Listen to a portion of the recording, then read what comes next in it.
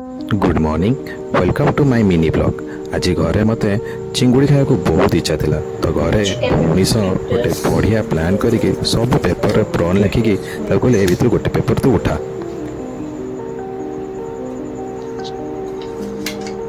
Prawn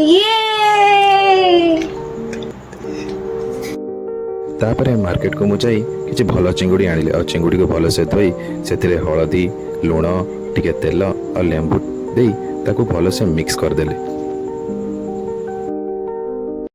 तापरे कड़ाई रे किछि सोरष तेल गरम करी चिंगुड़ी को फ्राए करली।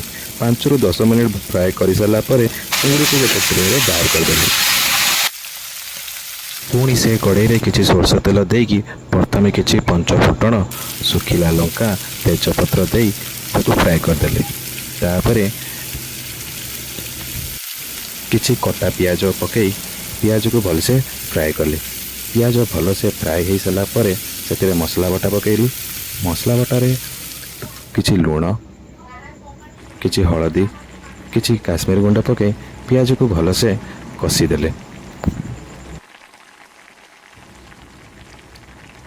मसला भल से कषी हो सारा पर से टमाटो बटा पकई मसला को आउथरे भल से कषीदेले। मसला भल से कषी सारा पर से चिंगुड़ी आलू पकई मसला सहित चिंगुड़ी को भल से मिक्स करदेले। चिंगुड़ी और आलू मसला सह भल से मिक्स हो सारा पर से किछि पानी देई पानी पर गरम मसला धनिया पत्र पकई गरमा गरम रेडी करले चिंगुड़ी तरकारी। आज ये चिंगुड़ी तरकारी मो माँ रोषे करथिला। वीडियो जदि भल लगी तो लाइक और सब्सक्राइब निश्चय करेंगे।